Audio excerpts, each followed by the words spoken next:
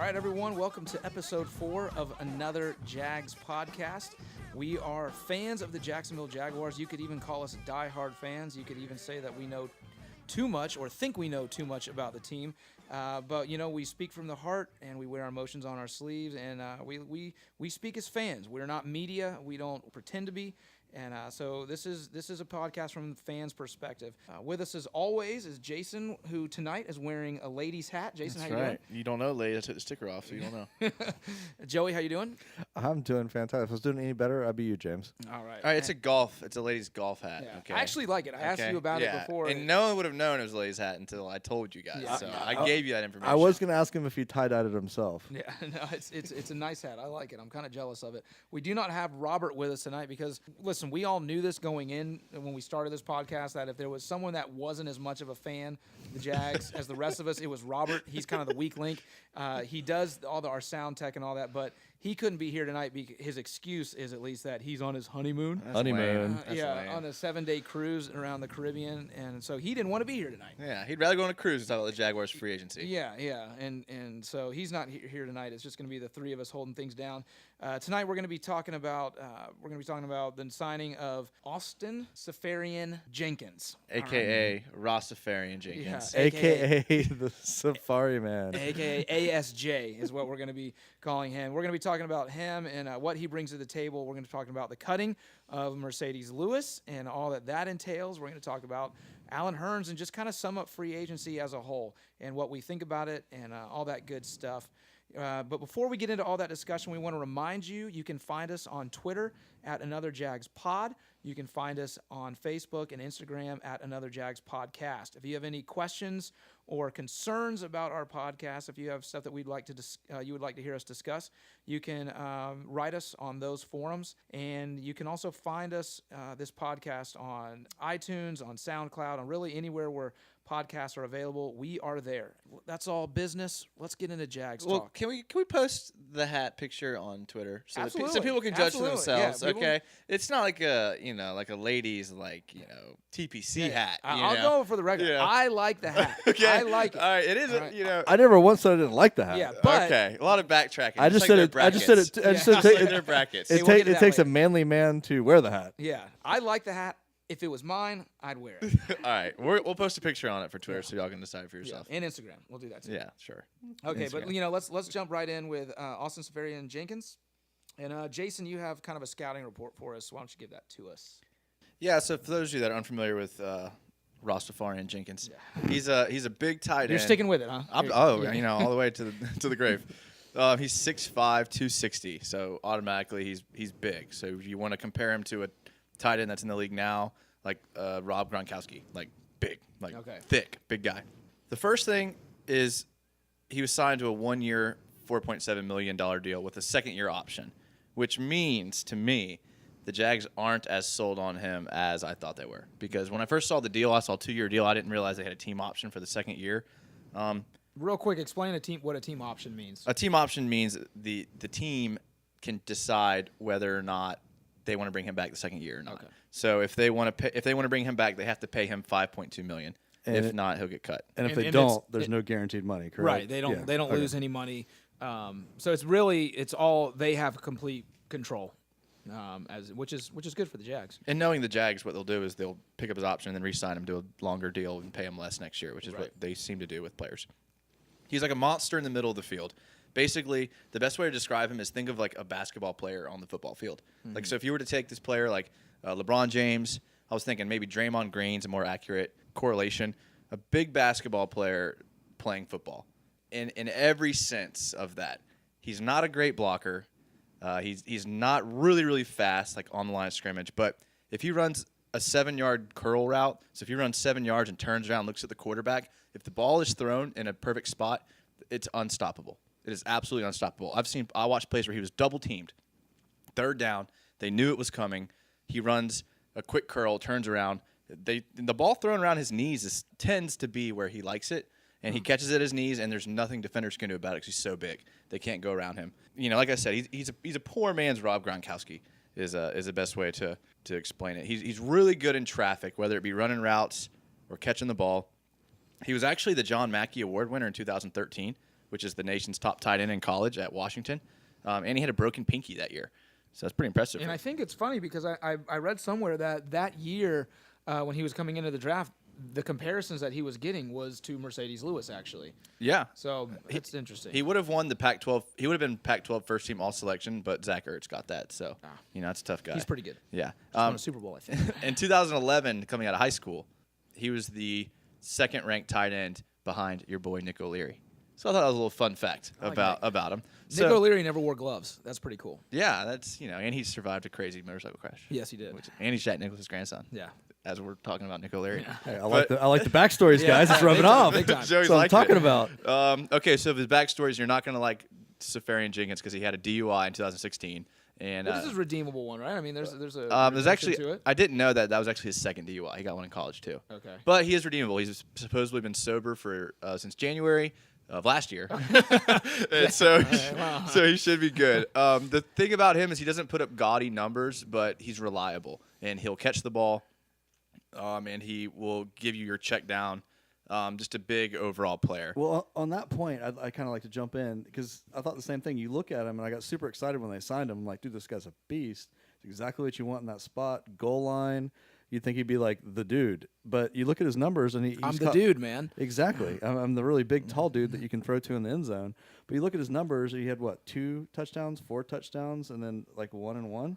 I mean, Okay, how do you explain that? So I'm so glad you asked that, Joey. I'll say one reason. Okay, go before ahead. before you even go into what probably is he's played for the Jets.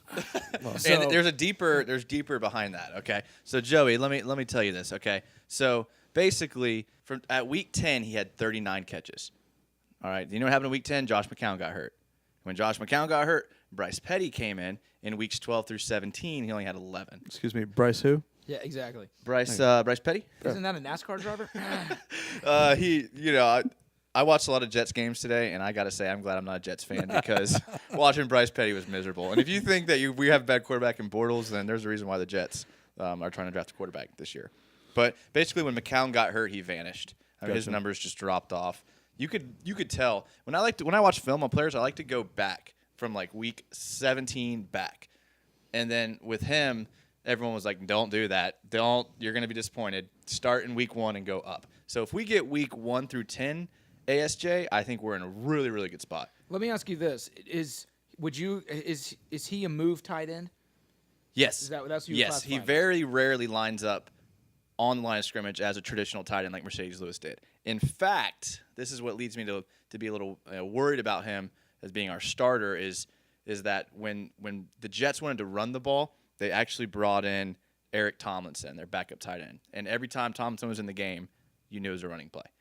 Sometimes they were in the game at the same time. They'd do the 2 tight end set, and they'd put Jenkins in motion a lot, but he was usually lined up in the slot. And if he was lined up on the line of scrimmage, more likely than not, they're running away from him.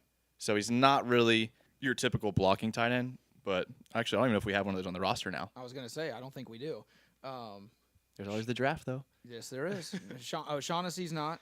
Koyak's not. Koyak's okay. Yeah. Koyak's okay. I mean, I would rather have him blocking than ASJ is my Really? point. Yeah. Wow. I mean, ASJ is a decent blocker down the field. He really is a receiver turned tight end. Okay. And that's really what he is. So it's like a ginormous Well, wide that's receiver. that's Yes. what he was, right? Yes. Okay. Yeah, he was. He was a receiver in college, Yes. and basketball player. And he plays like a basketball player. Yeah. Like, he catches the ball, and he doesn't get yards after catch. He catches the ball, and then he, Just brings it down. that's okay though because look at a lot of the great tight ends or the better tight ends in the league. Jimmy Graham, Tony Gonzalez, who's retired now, Julius Thomas. All those guys had basketball, backgrounds. Hey, big and good hands. I'll take it. Absolutely. I mean, that's exactly what he is. Great hands, big body. Like I said, he plays like an old school NBA center where he gets into the paint, turns around, and just calls for the ball. Mm-hmm. And like, there's nothing anyone can do about it because he has position on you and the size, and you can't do anything about it. So I think he's going to give Blake. Sounds like Blake Bortles' best friend. That's what I'm saying, man. He's going to give Bortles a lot of options. I was a little concerned, like I said, not seeing him on the field every play. But, I mean, the Jaguars use multiple tight ends anyways. I mean, how many plays did O'Shaughnessy play last year? And he's the 3rd tight end. Right. So, I think – and you have to remember – his quarterbacks his entire career have been Mike Glennon, Jameis Winston as a rookie, Josh McCown, and Bryce Petty. Yeah. So those have been his quarterbacks. Now So he's going to Blake Bortles. Now he's going to Blake Bortles. And he's going to the number one rushing offense. And so teams are going to not going to be able to chip him, not going to be able to wait for him to declare if he's a blocker or a runner. They're going to come downhill immediately, which is going to open things up for him enormously, I think. I was just really hoping he'd be an outlet for Bortles, and I think with his size and his catch radius, I mean, that's got to be huge, and his athleticism that he will be. So I think it's worth a shot. Okay, sure. so well, I think you just answered the question I was going to ask Joey already, but real quick, just yes or no, Jason, do you like the signing? Yes. I like it more that when the details came out of the contract. At first, I was when I thought he was getting a 2-year deal for $12 million, but now that it came out that there's a team option the second year, then I'm okay with it. So what gives you hesitation, though, I'm assuming, is the fact that he's not really a blocker. What gives me hesitation is that Marcedes Lewis is no longer on the team. Okay. That's what gives me hesitation. Okay. So I know we're getting to that in a minute, but I feel like those two paired up together would have been a good combination. Honestly, if I'm trying to jump into the mind of Caldwell and Coughlin, I think they think they're going to get out of Koyak what they got out of Marcedes Lewis last year. Okay. Joey? I think that they're going to take somebody in the draft is what I think, and they're going to. If they do, then I'll be happy with the pick. I agree with that. What about right now? As of right now, I'm very hesitant. Okay. I mean, he really can't block. I hate to say it. I mean, he can't. He can't block, He but cannot also block. he has not put up good stats. So I mean, it's Okay, like the stats are deceiving. Okay, don't get into the stats because I'm telling you what his value isn't in stats. we could And say that about Dante Moncrief too, though. I mean, we've got like Yeah, this you could. entire team full of like no, upside not entire potential team, but you on can the definitely offense. say our red zone threats are Yeah. like that, which is the Yeah, players but you're you were making that argument last week about Marquise Lee. You were saying he's got a lot of upside. He does, and now all we have is upside potential. Okay. No, I disagree. I would say we have a lot of upside potential with our red zone threats. So when we get into the red zone, these guys, Okay. like if you throw a fade route to Austin Seferian-Jenkins or Dante Moncrief from the 1 yard line, and he goes over a DB and catches a touchdown, that's a 1 yard touchdown reception. But everyone that saw it knows it was a much bigger play than that. Right. Sure. And so you look at the things like that, and you can't get caught up in the stats too much. I'm not a big fan of stats because you can make stats say whatever you want them to say if you manipulate them the right way. So you can't look at his stats and determine his value. And I think that's what Coughlin and Caldwell did. He's not going to put up gaudy stats because he's not going to give you any yards after the catch, none. But he's going to catch the ball, and he's not going to block for you on rundowns. But like James said, he's a move tight end. He doesn't line up a lot in the 3-point stance. He's usually lined up in the slot. Sometimes they line him up isolation on the outside with the DB. And I will say, I mean, he got worked by Joey Bosa in the Chargers game. But whenever he was asked to block a safety, Joey Bosa's also arguably Sure. the top 3 Right. defensive Yeah, end right. in Most the people NFL. do. but I mean, Look he bad. got destroyed. Yeah. I mean, there was a play where they tried. I don't know who the right tackle is for the Jets, but the right tackle and Jenkins both tried to block him, and Bosa threw both of them out of the way. And I was just like, whoa. I guess that's a testament, like you said, of Bosa, how good he is. But what you're saying, Joey, I think the stats aren't everything with those two guys. Those two guys, I would say, this can't get caught up in their stats. Well, I guess to answer James' question, then I would say that I'm happy at the moment with the signing. I hope that they draft somebody that will back him up, or possibly be more of a blocking tight end. And I hope that he's an outlet for Bortles when he needs him on the goal line. Yeah. I mean, if that happens, then I'll be perfectly happy with it all.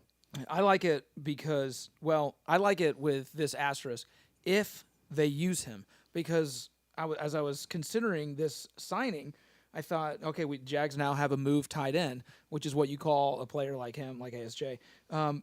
When was the last time the Jags ever had a move tight end? I mean, we haven't had a tight end Ever. besides Marcedes since he was drafted. It was Right, 2006. but even Marcedes, even though he was drafted in the first round, and maybe they drafted him to be a pass catching tight end, but really he wasn't. He's been a blocking tight end. So can you even name a move tight end that the Jaguars have ever had?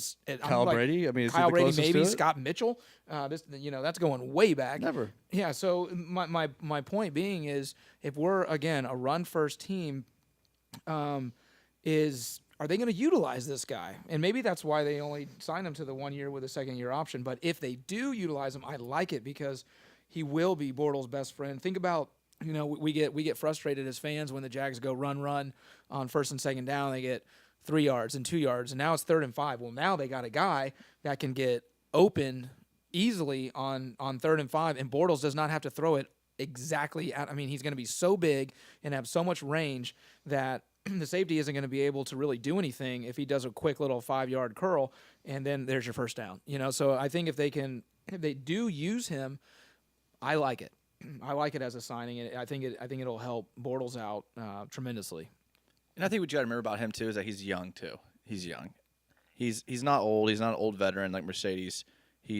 Hasn't been in the league that long. He's only played in the league for 3 years. He has a lot of potential to get better, and he's only been sober for 1. So to be honest, I'd say that jokingly, but I talked to a couple of Jets fans, and they're like, since he got sober, he's been great. Yeah. And that was what Buccaneers fans said too. And having Bortles, having the number 1 rush offense, not having to be the guy in the receiving game. The next best receiver, the best receiver on the Jets is like Robbie Anderson. Yeah.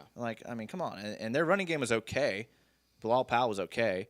I just thought it was funny because I was big on ASJ before we signed him, and the only reason is because he destroyed us. He destroyed the Jaguars, and I remember that burned in my mind that he killed us. The Jets had the best game of their entire season against the Jaguars. Of course, on the ground, in the air, defense. They played their best game against us, and I was like, man, this guy's pretty good. But then, as Joey said, second half of the season, the stats fell off for the entire team. Mm-hmm.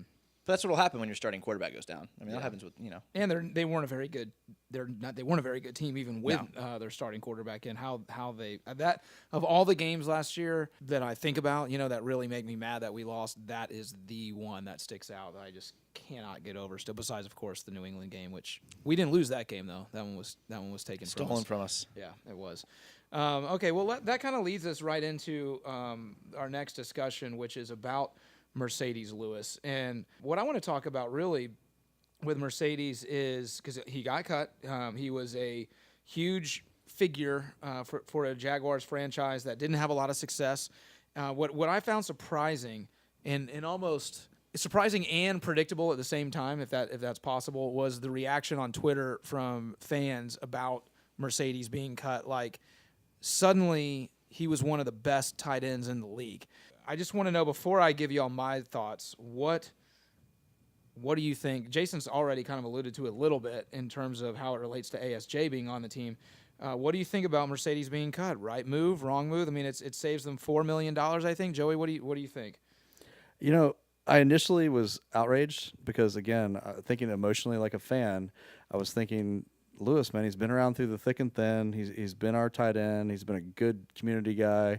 He's been a solid Jaguar, solid locker room guy. But I thought back to when we drafted him and how much I couldn't stand his first 2 or 3 seasons. We thought he was going to be something that he wasn't. He ended up being an okay tight end and a great blocking tight end, but he wasn't that guy that, like you said, the move tight end that would go get the ball, score the touchdowns. And he was a specimen. That's what I thought he was going to be, and when he wasn't, I did not like him at that time. But he's really grown on me. So if I'm emotionally thinking about it, I was very upset about the pick. But if I'm thinking about it from a team standpoint, I think it was the right call. I think the biggest thing with really all these signings, not just Marcedes, but because Marcedes hits home because he was the longest tenured Jaguar. Do you guys know who the longest tenured Jaguar is now? It's Avery Jones, I think. Avery Jones is tied with Carson Tinkle, long snapper. Tinker. Yeah. Hey, whatever. Tinker, long snapper. That's got to be his nickname. Fickle Einhorn. He didn't play all year, so that's my excuse. But I think that these players struggled through the hard times with us. We struggled as fans, and so did Marcedes Lewis, through the tough times. So now that we're finally good and on the cusp of maybe a Super Bowl run, we cut him. And I think that just hurts the fans because it's man, this is a brother that was in the trenches with us. And, they probably could have done it a better way. They probably could have asked him if he wanted to make $1 million a year to play. And he probably would have. And, they probably could have cut him before, the free agency frenzy and all that, to give him a chance to sign on with the team as a backup tight end somewhere. I get what he was saying about, he wished it would have been handled differently because I do too. There's one thing we've learned about Coughlin is that he doesn't care at all about personal relationships. It is a business to this guy. And, if you are not Sounds awfully familiar to another coach / GM who's rather successful in the NFL. Yes. Oh, speaking of that, I'll take this moment just because I just remember this point. Do you know the last time the Patriots drafted a receiver in the first round? A receiver? Never. The year 2000 was the it? last time. I don't know who it was, but that was they have the longest streak of never drafting a receiver in the first round. And Belichick and the Patriots are the staple for what franchises try to be. And I just think that's funny because we value these receivers so high, and they obviously don't value rookie receivers at all. Yeah, it's when you have Tom Brady, you can make anybody good. Much, They did trade for a second round for Brandon Cooks. And they did have Randy Moss for a little bit. Yeah, that's right. So they will acquire proven players, but they won't draft them, which I think is crazy. But yeah, Bill Belichick, he's cutthroat. He's cutthroat. If you don't help the team next year for the amount of money you're going to make, you're gone, and it's a business. And I think fans, we get so caught up in like, how could a player leave for more money when teams treat players the exact same way. Yeah. So it's we want to be careful when we try to jump on these players for leaving, like A-Rob for more money, when the franchise could pull a Marcedes Lewis on you and just cut you because you're too old. And you've put in blood, sweat, and tears for this Jaguars franchise. You were there through the 2-win seasons, the 3-win seasons, and now that we're good, we no longer have a need for you, and you're gone. Right. So that's where I'm at. Unless we draft a tight end, I still think we have a blocking issue at tight end. Yeah, we may. But here, let me just give you my perspective on the thing, because I'm reading everybody's comments on Twitter and even with some of my friends talking about it. And obviously, there's going to be emotion because, like both of y'all said, he's been a Jaguar for 12 years. And there's something to say about that. But and I know, Jason, you said earlier talking about ASJ, stats can be manipulated, but I do want to look at Marcedes Lewis's stats as a Jacksonville Jaguar over the last 12 years. For the last 12 years, total, he had 375 catches for 4,502 yards, 33 touchdowns. Okay, I'm going to say those again.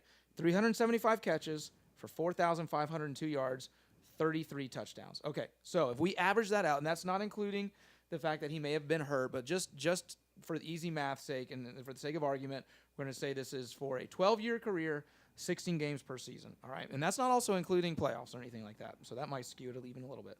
So that's an average of 31.25 catches per year, which boils down to less than 2 catches per game, okay? 375 yards per season, that's less than 24 yards per game, and 2.25 touchdowns per year. Okay, that's what he averaged for 12 years, less than 3 touchdowns per year. All right, less than 2 catches per game, and about 24 yards per game. And I know you're saying, well, he's a blocking tight end, but at the same time, we drafted him in the first round to be more than that. And if you look at those numbers, again, I know numbers don't say everything, but if you look at those numbers, those are very pedestrian.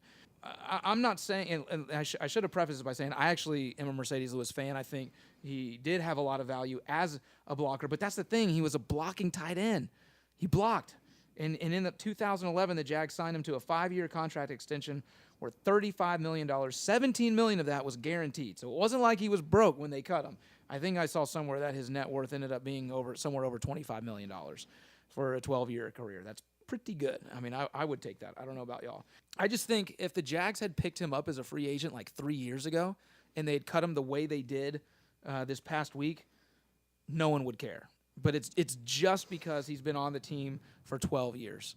But then that's where the business side of it comes in. What Jason was saying, what we're talking about now is, look, we can't have our cake and eat it too. We want to be better. You got to get younger. You have to get faster. And you have to save money where you can so you can spend where you need. And so that's what the Jags did. So what do you want? Do you want them to be acting like and preparing to be a Super Bowl team? Or do you want them to be Gus Bradley? Is basically what you're saying, in my opinion. If you are mad that Marcedes isn't on the team because you just like him as a Jag, that's a Gus Bradley move. That is not a Doug Marrone, Tom Coughlin move. And I'll there's ways you can. I see what you're saying, but for a counterpoint on his stats, I mean, look at the offenses he's played with though. Putrid offenses. I mean, the quarterbacks and the offenses and the offensive lines that have come through Jacksonville the last 10 years have been pathetic. So to kind of judge his value off of that, I think is a little unfair on his part. I also would say that he's only played in less than 10 games twice in his career, and most seasons he plays every game, which is something you can't say for tight ends anymore because tight ends go across the middle of the field, they get lit up, they're catching the ball in traffic. So for a tight end, I'm looking at the games Rob Gronkowski misses. I mean, for Marcedes Lewis to play in, he plays in 15, 16 games a season, which is a testament to to how good he is. And I don't think he should be I don't think he'd be Gus Bradley, but I mean, you can't go back and say, hey, we can't afford you. Will you play for the league minimum? I mean, at least they may have done that. But if they did that, then I feel like Marcedes, and we don't know, but I feel like Marcedes wouldn't have said he wished they would have handled it differently if they would have came back with like a fair counter offer. Yeah, I think what he is saying in that about handling differently is what you were talking about earlier, in that he wished it had happened sooner. But they didn't have ASJ on the first day of free agency. They weren't even dealing with him in the tampering period. So it wasn't like if they had cut him, they were that would have been a risky move because they didn't have a safety net. I mean, and honestly, guys, we're like a week into free agency. I mean, sure, it wasn't like when the big money signings happened, but he's got plenty of time to catch on with another team, and he probably will because he's an in-shape dude, he's healthy, and all the points you made. Really, this free agency, I think, has really made me realize, and it's probably because a lot of it that the Jaguars are good, finally, again, that I want what's best for the team. I'm a Jags fan. And a lot of times that doesn't align with my emotions that go with a certain player for whatever reason it may be, like Postlesny or Marcedes. But at this point, the decisions they've made have been what's best for the team. I mean, A-Rob, we shouldn't have signed him. Does that mean that I don't want A-Rob to go to Chicago and light it up? No, I want him to do well. I like him. He did a lot for the team when he was here. Marcedes, I hope he catches on somewhere. That kind of changed from last week. Last week you were like, I hate A-Rob's guts, and I hope he dies in Chicago. No, I think he will suck in Chicago. Okay. That's two different things. Didn't you say you were glad that Bortles hit his knee? I did not say that. I said Bortles was glad that he hit his knee. I hope he does well. I just don't think he will, and I think that was the right call for the team. Same thing with Hearns. I mean, Hearns has been the go-to guy for our team. He's been solid. He shows up. He plays hard. He works his butt off. All of that. I want him to do well, but we don't need to pay him $7 million if we want to win the Super Bowl. And as a Jags fan, those are the right decisions, whether they hurt or not. Not just win the Super Bowl, but keep all this young talent that we've drafted that is very good, that Absolutely. we're eventually going to have to pay. Yeah. I mean, I can't have it both ways. I can't have the guys that I love because they've been good community guys and been good players when we sucked and all that, Have and good backstories. as well, Right. and have great American backstories. Ninja Warrior. Exactly. And just like if they cut Malik for some reason for cap space. I mean, Malik is one of the best community guys that we've gotten in free agency. But you know what? We're paying him a ton, and he is kind of expendable as far as that goes.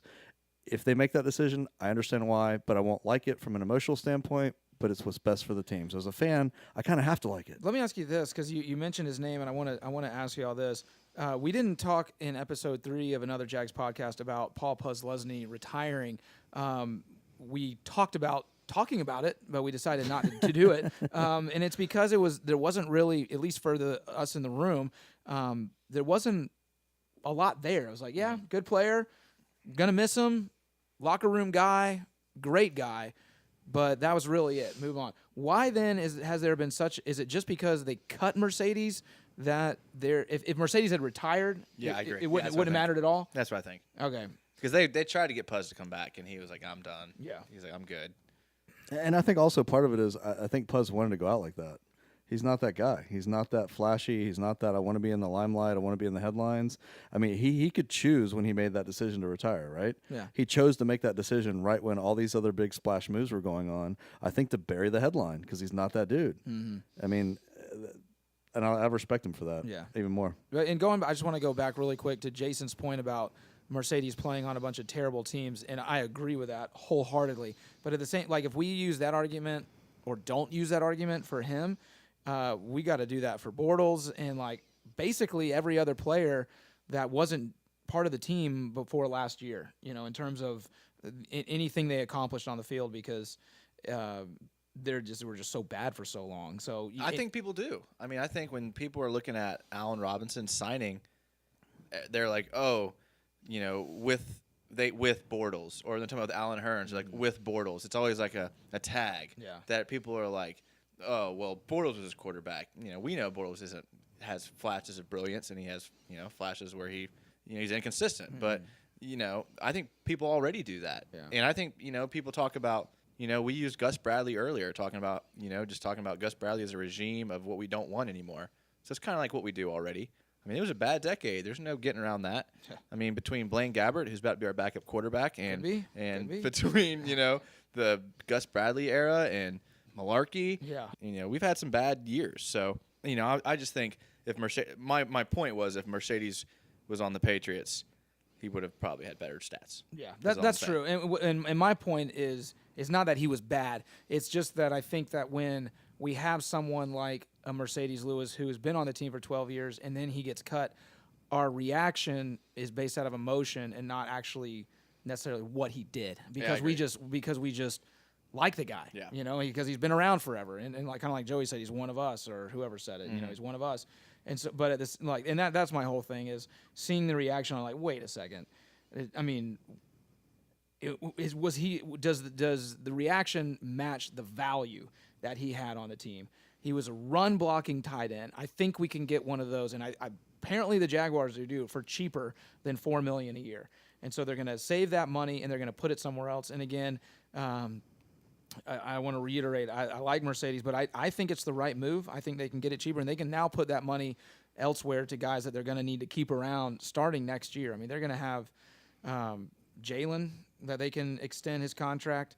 He's going to get a max. I mean, he's going to be the highest paid corner, yeah, probably. They're going to back up the truck for him. They're going to have to. Yeah, he absolutely will be the highest paid corner. But there's all these players that really make an impact that are younger, that they're going to have to pay. And so you have to create that money somewhere. And I think for a 12-year guy who's a blocking tight end, it makes sense. It might not be the most feel-good story of free agency, but it makes sense to cut him and put that money elsewhere. Would it have been better if they had done it earlier in free agency? Of course, but they don't owe Marcedes. They don't have to do that. I know everyone's going to say, well, Marcedes bent over backwards for the Jags. Maybe so, but no one put a gun to his head to do that. If he wanted to walk, he could have. He could have said, no, I'm going to go make more money elsewhere, but he didn't. I applaud him for his, allegiance to the team, but at the same time, didn't have to do that. Maybe that sounds cold-hearted. I don't know, but I want to win a Super Bowl, and I wanted to keep our players here. If that means letting Marcedes go, I guess that's what they have to do. And again, I think we look at it from like a fan emotional standpoint, and the longer he's here, the more we like him. I mean, David Gerard was a pretty good quarterback. Did you just say David Gerard? Or You're Gerard, off the podcast. you know, You are whatever. off the podcast. Starts with a G, right? Yeah, we're So- going to be taking applications for another Jags podcast to fill Joey's spot. You don't need to be qualified. You got to be able to sit in a camp chair. Yeah. That's the number one Which qualification. everybody can't do. We are Sorry, not editing he's that he's out. been been working out in the gym and running gyms too long now. But if you look at when he was quarterbacking for us, Running gims or gyms? however you want to say it, depending on where you're from. Soft G. Yeah. Yeah, Marcedes Lewis had 2 touchdowns the 3 years, all 3 years that he was quarterbacking for us. I mean, and he was a good quarterback. So I just don't think he's put up the stats and done what everybody thinks he's done. He's just been a good guy. Yeah, and it is coming off one of his better years. He had 5 touchdowns this year, 1 in the playoffs. He had those 2 monster touchdown catches that Maurice Jones-Drew called. I think that was that the London game? I want to say it was the Baltimore game in London, but I could be totally wrong. We'll find that out real quick here. We don't have Robert, No, Robert's Our not committed resident- to the podcast. our resident stat finder. No, he's on a 7-day cruise. He's on a with cruise right now while we're out here with grinding his for new you guys. bride. Yeah, and we're talking about ASJ and Marcedes Lewis. But, I mean, I will say, I'll just, to wrap up probably the tight end talk, the sign of a good team and a good franchise going the right direction is having to cut people that the fans love. Yeah, So I think that's a good sign. Absolutely. I think that wraps up what I'm trying to say in a nutshell right there. Yeah. And then I just have a question. Since you hate Marcedes Lewis Yeah, so I do. much, I hate his guts. do you – I'll ask And David Gerard. And Blaine Jabber. It's actually David Gerard. Yeah. I'll ask both of y'all. Do you think Marcedes Lewis goes into the Ring of Honor? Oh, No. no. Well, No. emphatic no. No. Wow. And not Wow. really? Really? Not because, again, Wow. I don't like the guy, but you have to define what the Ring of Honor is first. Or whatever it's called. Pride Pride of the Jaguars. Pride of the Jags. I know Yeah, I'm what you're sorry. talking I'm about. sorry. I know exactly what Yeah, you're yeah, talking yeah. But I mean, what do you define it as? Is this because Probably the Jaguars is the best of the best, not the guys you liked as a Jaguar. to me it's people that have Hall of Fame numbers that not necessarily they're Sure. going to get in a Hall of Fame, but you can argue their case at least. Guys like Tony Baselli absolutely needs to be in there. Jimmy Smith, Freddie T. Freddie T, as Mark Brunell, he's in. Yeah, they're all in. They're in. Mark Brunell's probably the one in terms of just numbers goes that you're kind of like, but Mark Brunell obviously has to be in. The dude has 170 games played for us. But it's not a nice guy club. Oh, What about Brad Meester? Does he need to go in? Brad Meester? No. Well, he's a lineman. Linemen don't get respect. But that's what Marcedes Lewis is. Marcedes Lewis is a tight end. But he's a lineman. He's a glorified lineman. I know, but still, he's a lineman in a tight end's body. At least. Yeah. I mean, gosh. No, I say no. I would say put him in. I'd say put him in. No. What about Posluszny? No, man.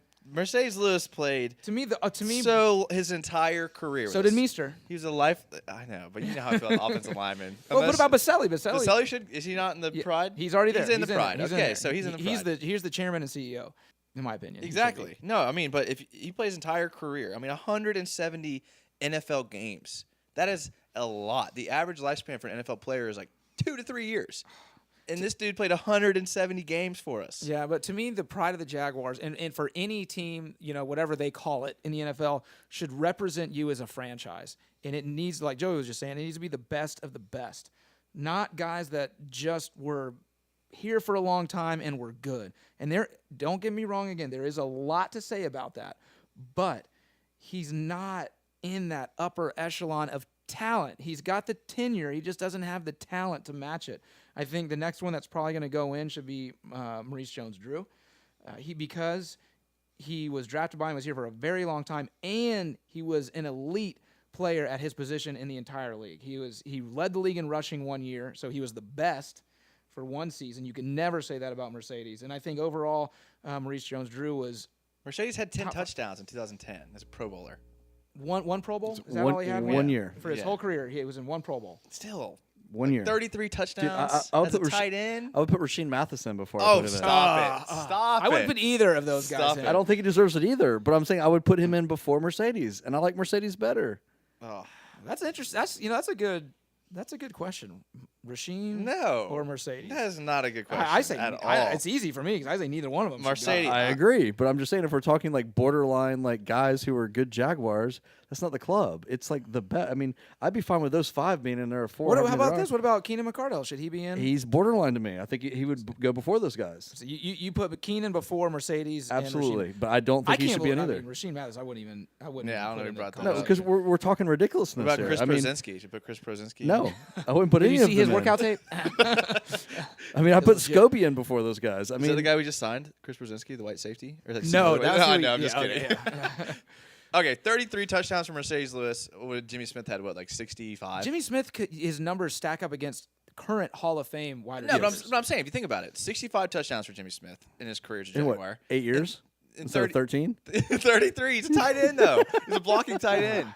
I mean, Exactly. He was a blocking tight end. That's what he was, And he was- for the team, and he did it for 12 years. Great job, but not upper echelon. And they did throw him like a $500,000, pickup bonus for doing it. I mean, Man. before they cut Yeah. him. That's the problem with Here's a y'all, little man. something for the effort. That's why free agents leave, cold-hearted. man. Y'all don't love them, man. No. You know what, though? I'd put Scobie in. I agree. I would put Scobie Nah, in. kickers don't get in. Unless you're Adam Vinatieri, Okay. type player. I'd put Lambo in right now. One pick each. Who would you put into probably the Jaguars next? I already said mine, Maurice Jones-Drew. Yeah, I'm a Maurice Jones-Drew fanboy, so until he gets So in. not McCardle. Oh, No, I'm telling you, I'm a Mojo. Maurice Jones-Drew is number one. All right, I will go MJD as well because he put the team on his back for years. Okay. Agreed. And for me, after that, there isn't anybody. Like it's him, and then we got to wait for some guys to retire. I agree, and I'm fine with that. It could be 5 years before we put somebody else because in I there. want it to be like when you see it, it's man, we had some good talent on this team, and that's what you look at, and I think, and it's. I know I sound like a jerk, but I feel like if you put Marcedes in, it lessens it. No, it does. It's otherwise. It's like, hey, the Jags suck for a while. They had to throw that guy. in Yeah, there. exactly. Like, oh, look at the Jags. They're the Jason, you Jags. want to say something as a fan? I know you do. I can see I it. do, man. The guy averages like 14 games a season, man. That's for an NFL So does Blake player. Bortles. Hey, so do the referees, man. No, Yeah, man. Bortles it's is as different. tough as all When you're get in the out. league for 12 years, it's different. It is. And you're a tight end, and you're getting hit over the middle of the field, Hey. and you stay healthy. It's all about the jiu-jitsu. Is that what he does? That's his off-season training. Yeah, he does. Yeah. Mixed Can you martial imagine arts. someone that big, like grappling with Oh, you? God. If I walked into the gym and saw him, I'd just walk Yeah, if right you out. heard this I'm going to podcast, I'd McDonald's. run. I mean, he'd be like a super heavyweight in like MMA. He'd probably chase me down, too. I don't know. Going, you should be in the Pride of the Jags. Well, I mean, I think we all agree we probably need to figure out a blocking tight ends. Fortunately, there's a lot of good tight ends in the draft this year. Yeah, there are. And if not Koyak, we'll see. I like Koyak. Coach him up. Yeah, he's a good player. Yeah. He's clutch. I'm into the clutch. I think he's probably making the league minimum because he was drafted in the 6th or 7th round. He came up huge when it mattered. Man, When was that? A couple times. Dude, the Colts game, he went off in the Colts game. When he's in the game, the team has these long sustaining drives.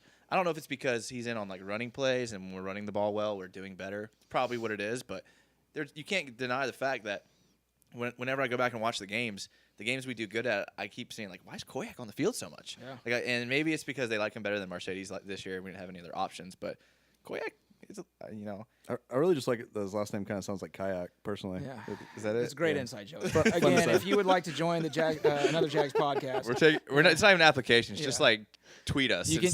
we need someone to fill Goey's spot over here. But I mean, I feel like you're kind of making your case, Jason, against Marcedes right now as well. I mean, look, and again, we said we were going to wrap this up 20 minutes ago. Well, he's old though now. That's the thing. He's old. He's a 12-year Yeah. blocking tight end that Yeah. wears on you. Yeah. And so if you can find someone younger and cheaper that can do the same job, do it. Not a popular move, but those are, sometimes a necessary move. So good luck, Marcedes. He is, unlike Joey with A-Rob, he is someone I do hope wherever he goes, he finds success as long as it's not against the Jaguars. I could see him retiring. And for the record, I hope A-Rob does well. I just don't think that he's going to. Yeah. I could see him retiring, but again, I don't think he will. I think he's going to want to play 1 year and try and show the Jags that they made a wrong move. Yeah, I mean, I was wrong about them cutting him, so I didn't think they would cut him. Yeah. I thought they would at least be like, hey, take the league minimum, and then he'd play 1 more year and then retire. But no, I think I suggested it off. When There's we no weren't, proof when we of weren't that. I know, There's no proof. which is why I'm going to claim it. Yeah, I'm pretty sure I did. It was a shocker. I didn't think so either. I mean, they've shocked me all free agency, but it's been super exciting. And let's take that right there because and as we shift off of Marcedes and just to free agency in general, they signed 8 free agents. 8. We went into the free agency. I think our first episode of another Jags podcast, we talked about how we were expecting a kind of boring free agency because no one saw 8. So what message are the Jaguars sending to the league, to the fans, and really to anyone who will pay attention? What message are they sending signing 8 free agents? I think they're saying that they understand they have a 2 to 3 year window, and they're doing whatever the heck it takes to be as good as they possibly can during that window. I think TC and all of them are like, this is our shot, and we're going to take it. Screw whatever happens after that. Yeah. I mean, they're not signing crafty veterans, though. I mean, they're signing young guys. I mean, ASJ still has a lot to prove. Norwell has proven he's good, but he hasn't been in the league a long time. Then a nickel corner. To the people listening that are screaming, Niles Paul. We know they signed Niles Paul, and we're going to get to him as a tight end. Let's just address him right now. They signed Niles Paul because he's going to play special teams, and our special teams was not good last year. Pro Football Focus had us ranked 20th in the league. I saw another ranking by, I can't remember the website, but had us at 24th in the league. Everyone remembers Jadon Mickens, sorry. Sleeping in his car. Yeah, returning the punt for a touchdown, and Corey Grant had the special teams touchdown. But besides those 2 highlights and an almost touchdown, I think, by Mickens as well, we did not do well on special teams.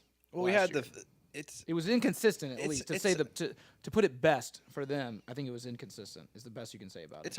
It's hard to evaluate special teams because there's a penalty on every special teams play nowadays. Yeah, and I mean, which the Jaguars had a lot of. A lot of penalties on special teams. And I mean, we had a lot of successful fake punts, which comes to mind immediately when you think of special teams. But you're right when it comes to punt coverage and kickoff. I mean, special teams is like a 4-headed monster with kickoff coverage, punt coverage, field goal. I mean, there's so much. I mean, how do you evaluate special teams in just one stat? It's really hard.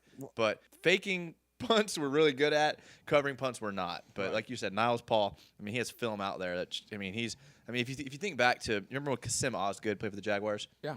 You would see him on every special teams play. And you were just like, dang, that dude is a special teams cat. And that's how Niles Paul is going to be. And we'll actually, if we'll put up that there is a play that Niles Paul makes of just lighting up a guy. I think it was on a punt. The guys. Punt, helmet to helmet hit. Yeah, we'll put it on our Instagram if you haven't seen it yet. We'll put it on there so you can see it. But he's going to greatly improve our special teams, along with the safety whose name none of us can remember at the time. We'll call him Chris Prozinski Jr. Yeah, exactly. But anyway, so they signed a couple guys that you're like looking at them going, who are these guys? They are here to play special teams, period. And the thing about why it's so important, really for every team, but I think for the Jaguars especially, they are a field position team. When you want to control the clock and you want to run the ball like the Jaguars want to do, you can't start every drive inside your own 20-yard line. You want the ball closer to midfield.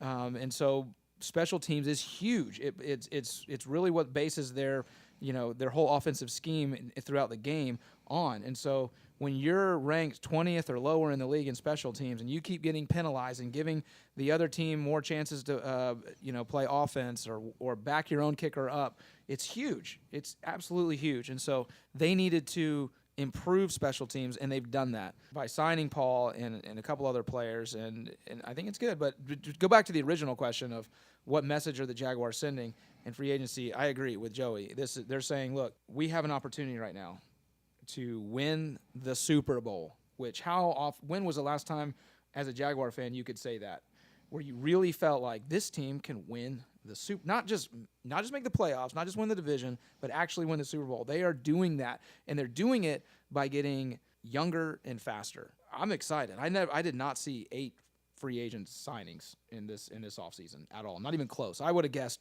3, maybe 4. And I think the special teams topic is exciting because as an average fan, you think about a couple things. You think about, hey, I want all our field goals to get hit, our extra points to get kicked in.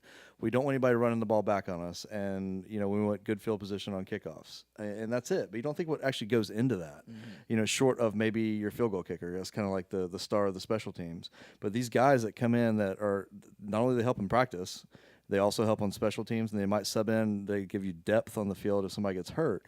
Those are the guys that, unless you're like the football genius and plugging those guys in, nobody really thinks about. So when you sign somebody like those guys, like, really, what? Why them? And we let Marcedes go. Well, those are the guys that are really going to matter when it comes down to like the nuts and bolts of things happening. Yeah. Special teams is so important that Calais Campbell plays special teams. Yeah.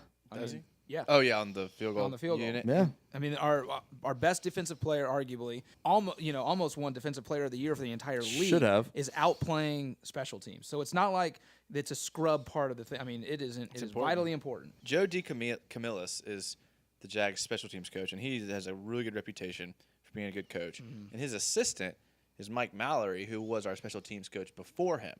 So we have 2 special teams coaches running special teams. Right. And Mike Mallory got a lot of flack for how bad our special teams was, but that dude can coach.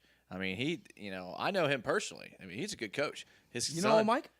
His son is a 4-star tight end recruit going to Miami this year. He's one of their top recruits going there. And I know Miami fans are really excited about him. He's a really good prospect. Maybe the Jags will draft him and we'll get into the pride of the Jags. I sure hope as so, a tight end. because I'll bring up that he tried to dunk on me in our gym, and I did not let that happen. Nice, That's for sure. nice. I won't get into the hard foul, but I did not let that Did you take happen. his legs off from anything? Did not He let went that prison happen. rules. He almost Sorry. didn't. He almost didn't make it to I was college. about to say, Thanks, sorry, Jason. Miami fans, Yeah. but he's not going to dunk on me. But he's a big boy, but we have, like James was saying, with Calais Campbell playing special teams, the fake punt in a preseason. I have never been so angry as a fan as seeing us fake punt in preseason. Yeah. Because preseason is the only rule of preseason is to not show the regular season opponents what you're going to do. Right. You keep it super vanilla so that no one knows how to game plan against you. And then we're out there running fake punts. Unless you're Marone, which he plays everybody like I'm telling you, man, he's like Kojak, so that nobody would think we'd ever do that in the season. How many do we do in the season? What, 4? I don't know, 15, 16? It seemed like every other game we're running a fake punt every and game. scoring on it. Yeah. I mean, it was genius. Well, but then the other side of it was the Rams game. Before I even got to my seat, we were down 7-0 because that the cost us Rams- the game. Yeah, the Rams returned the opening kickoff for a touchdown. No one talks about it because the next play from scrimmage for the Jags, Leonard Fournette ran at 75 yards for a touchdown and tied it up really quickly. But At 25 miles per hour. yes, it was flying.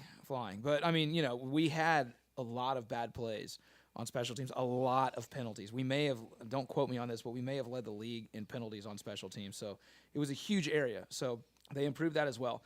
And just real quick, wrapping up our free agency discussion as a whole, because I think we're pretty much done. I don't see the Jags signing anybody else. Who are you most, besides Norwell, because He's incredibly proven, and he's an offensive lineman, so what are you going to say about him? But who are you either most excited about or most concerned about of all the players that the Jaguars signed? I mean, really, ASG or J is who I'm most concerned about. I think tight end is a very, very important part of our team, and I think he's the biggest question mark. I really am excited about Niles Paul. I know he may not contribute immediately to the offense, but I think, via injuries or, certain, game plan situations, I think he can find himself in the game. Yeah. He's a fast player. He's a state champion in hurdles, which just means you're athletic. I mean, that's what that means. If you can win that, and because hurdles is all athleticism, because running and jumping and special teams. I love good special teams players. I love watching them. People that put their value in how they play special teams just shows me that they have character. Right. To me, anyways. And the person I'm most concerned about is DJ Hayden. I don't know how good he's going to be as a defensive back. He really hasn't been that proven. The best thing going for him is that he's been in the league for a long time. I think he came out in the draft with some Alabama corner, D. Milliner. He came out the same year as D. Milliner, and he's outlasted D. Milliner as a DB in 2011, which is probably his greatest strength. But as far as his talent, I really like the Jaguars in nickel, meaning 2 linebackers and 3 defensive backs versus your standard formation, which is 3 linebackers and 2 defensive backs. But the Jaguars did better last year because of their, having Colvin and having Puzzlesny did better in nickel. And I really liked them in nickel because they could blitz Colvin and they could do all kind of things with the safeties coming, dropping down into coverage and disguising what they're doing. But now with Hayden, I don't know how much of that we're going to be able to do. So you're either going to see Hayden on the field a lot, which I'm concerned about, or you're going to see the third linebacker on the field, whoever it is, Blair Brown, whoever it is, on the field a lot, which gives me a little bit of concern. Yeah. I'm the same with concern. I'm concerned about DJ Hayden. What I'm crossing my fingers about with him is that playing with this defense makes him better because he won't have. That's true. The team is just so good defensively that he doesn't have to do as much, and so I'm hoping that's going to be the case for him. But I am concerned because he's got big shoes to fill. Colvin was an incredible nickel corner, maybe the best in the league, and so. And plus, just chemistry. Is he gonna fit in with those guys? But I do think playing when you play with Ramsey and Boye, covering it just makes anyone better. Yeah, that's true. It's probably not very hard. Yeah. I So mean, the ball's coming to you. Right. I'm hoping that will be the case with him. And I have no basis for this whatsoever, but my optimistic receiver is Dante Moncrief. For some reason, I just feel like he's going to do really well. I think he's going to end up, when it's all said and done, being the number 1 receiver on the team. And I think he will fill A-Rob's role in terms of being the jump ball guy on this. I think he can do that. And, I started following on Twitter when he signed with the Jags, and he's got a very unique Ngakoue mentality. Absolutely. Where he wants to work and he's going to prove himself. And I think he's coming in this year with a huge chip on his shoulder. Only signed a 1-year deal, so this is a prove it year for him. I don't know. I actually said a couple weeks ago, and two episodes ago maybe, on our podcast that he had a terrible year last year, which he did. But again, part of that was because he was playing for the Colts. And I think every single player on the Colts had a terrible year because they're a terrible team. We destroyed, twice, in the last year. But so I think you can throw that out the window. But I don't know. For some reason, I just got a good feeling about him and what he's going to bring to the team. I think he's going to bring a lot of competition to the wide receiver core. I think he's going to be friends with the guys, but at the same time, he's not going to let anybody steal food off of his plate. Yeah, I think he could surprise some people. At least I'm hoping so. What do you think about them bringing in Moncrief and Saferian-Jenkins, both with character issues in the past? Both of them have a history of having, one getting kicked off one team and one having locker room issues. I think that's a great question, and Moncrief was going to be my positive as well. And I think the reason that he is going to do well is because he's getting brought into Marone and Coughlin's system. Those guys don't mess around, and all the other players have bought into it. You can't be a bad locker room guy on this team. I mean, who has been? Nobody. I mean, there's attitudes, there's egos, there's all that goes on, and everybody buys into it because you Even absolutely Dante have Fowler. to. You could say that about Exactly. Dante Fowler. Fowler had tons of off the field issues. Hey, don't yell at him when he's driving through a neighborhood. Yeah, man. The He's guy just trying obviously to cruise, likes man. to drive fast, and he's a big dude. He does backflips off his pool right after we sign him.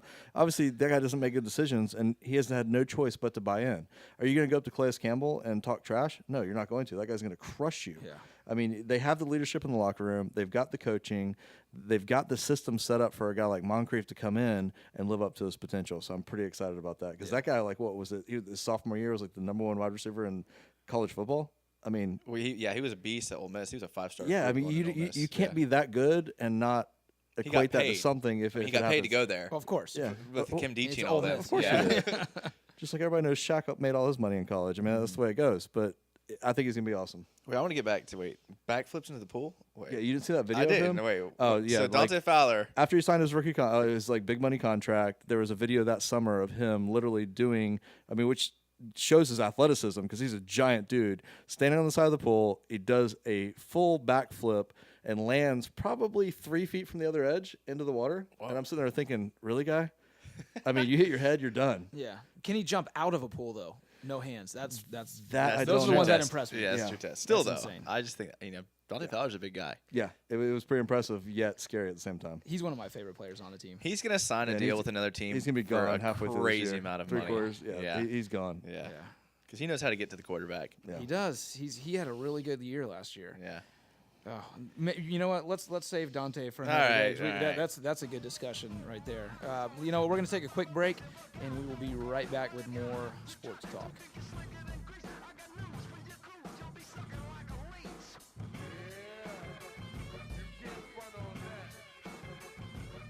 All right, so another key name that was cut this week from the Jaguars roster is Allen Hurns, number 88, undrafted free agent out of Miami that the Jags got. Signed him to a pretty good contract, and he had 2 really good seasons. Signed the contract, and as fate would have it, got injured and all that stuff. So didn't really live up to the contract. Not necessarily, not out of because of drop passes. He just couldn't stay on the field. Any thoughts on that one? I mean, obviously Marcedes Lewis had a lot of emotion to it.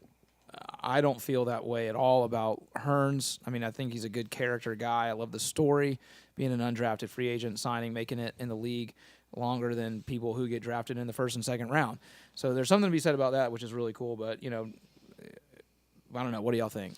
I mean, again, I think it goes back to the emotional side of things. And yes, the dude worked his butt off for us, good and bad. He played really hard. He played really hard as his job to get paid, and he got paid. So I don't feel bad about him leaving. I think he was a really good number 3 receiver, a pretty average number 2 receiver, and he's not worth $7 million a year. So I mean, I think it was the right call. Yeah, Jason? I like Hurns, man. You know me. I get all emotional with these players. I liked him. I would like to see us bring him back. The problem with him is his injuries. I mean, the last 2 years, he's only played in 21 games, which does not help his cause, which stinks because his first 2 years in the league, I mean, he only missed 1 game his first 2 years in the league. Yeah, I mean, his big MO was that he was tough and didn't get hurt. Yeah. And then then he did.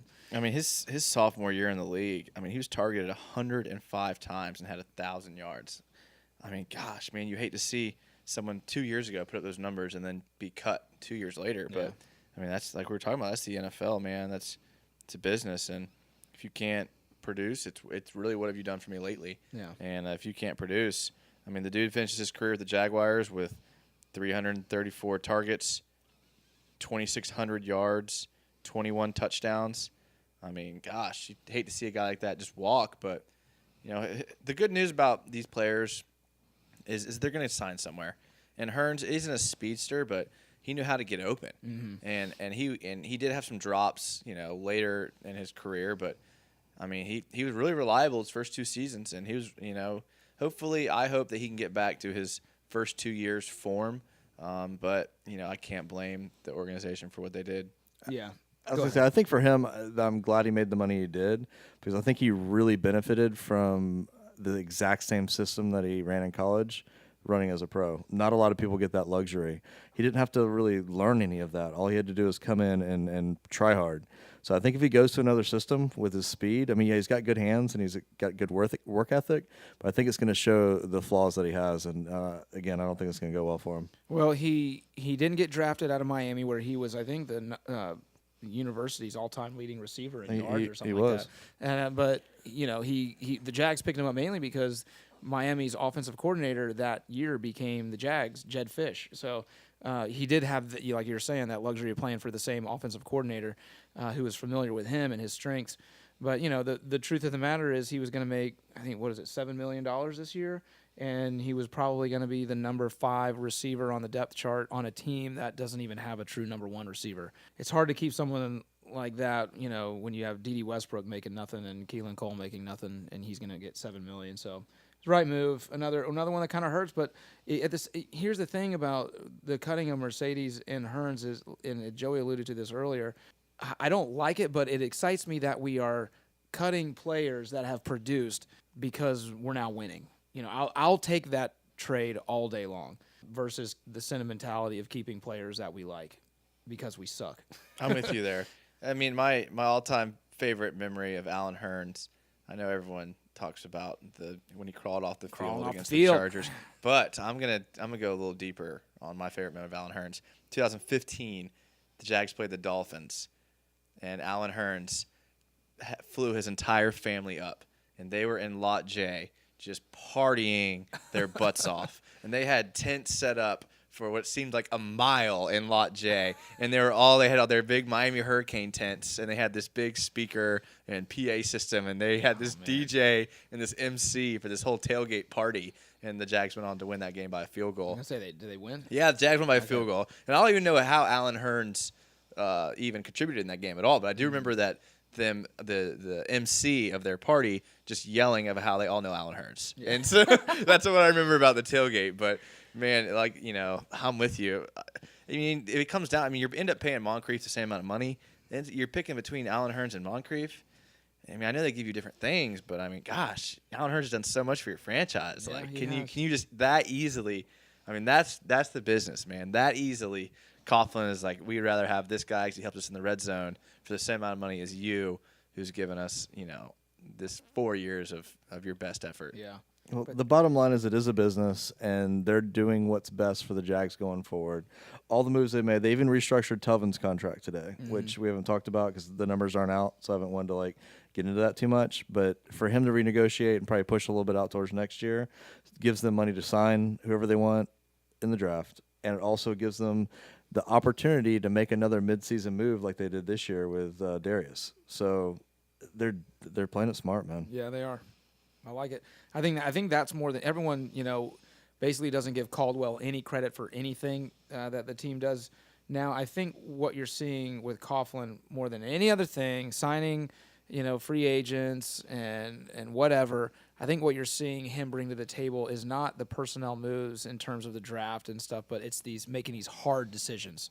He's the one that can do that, and that's where you're seeing his real thumbprint on the team. He's also set the contracts up fantastically. I mean, who's that, Coughlin or Caldwell? The Caldwell. Yeah, I think Caldwell, from a mathematics standpoint, is nailed it as far as the contracts go. Yeah, absolutely. And that's kind of boring to talk about. Just know that he has. I mean, really, it's pretty impressive. Just take Joey's word for it. Exactly. Yeah. What I say is, strong. Religion. All right. All right, so we're going to wrap up the episode here in just a minute. We're going to give you an update on our March Madness brackets. Spoiler alert, it ain't pretty. It ain't. I haven't even looked at mine since our last podcast, to be honest with you. We'll talk about that here in just a second. All right, welcome back to another Jags podcast. This is episode 4. We have wrapped up all the talk about Jaguars football for this episode. We want to give everyone, because we know you're dying to know how our March Madness tournament brackets are filling out. And like most everyone out there, I will tell you right off the bat, mine is not pretty. It's actually sitting on the coffee table not 4 feet from where I'm sitting right now, and it's not even worth getting up to look at because it's so shot. I have one team left in the Final Four, and that is Purdue. I had Virginia winning the whole thing. They are the first 1 seed to ever lose in the first round. They didn't just lose, they got blown out. And they weren't like the 4th 1 seed. They were the number 1 overall seed in the entire tournament, coming off an ACC tournament championship, and they lost in the very first round to University of Maryland, BC. I can't. It's British. I don't know. I don't even know. UMBC, but it's University of Maryland something. I can't remember what it is either. Yeah, I can't remember what it is. Yeah, but anyway, and they're out too now. But you know what? In all of that, I'm okay because FSU is in the Sweet 16. Oh, yeah. And I cannot believe it. Your boy Leonard Hamilton. My boy Leonard Hamilton going to get himself a 50-year contract extension after making it to the Sweet 16. Lifetime contract. Yeah, that is going to be a lifetime contract. They could get destroyed by Gonzaga, and FSU will throw him a parade when they get back to Tallahassee. You know why I like Leonard Hamilton? And anyone that knows me, I've been tooting Leonard Hamilton's horn for a while, okay? I like Leonard Hamilton because he coaches an NBA style of basketball. And I'm a big NBA fan. I'm attracted to that type. And honestly, NBA coaching is scoring 55 points and No, having no. all 15 No. players No. on the court. No, at yeah, the- you no, know, yeah. throughout the It's game. having NBA 10 style. players play at all times. no, NBA style is we don't run plays. We're going to spread the floor, and you're going to ISO one-on-one your defender. And if you make the basket, you make the basket. And if not, then you don't. But people knock him for that because they don't ever win tournament and championships. But there's a reason why he recruits the hell out of Tallahassee because he gets players in there. He's like, look, you're here for a year.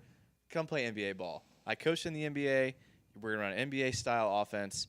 You're going to get a taste of what it's like to play on an NBA team. And I mean, you look at players like Jonathan Isaac, who like wasn't amazing at FSU, but then goes in the NBA and turns out to be a great player. You know, he's a great defensive player, and he's working on his offensive game.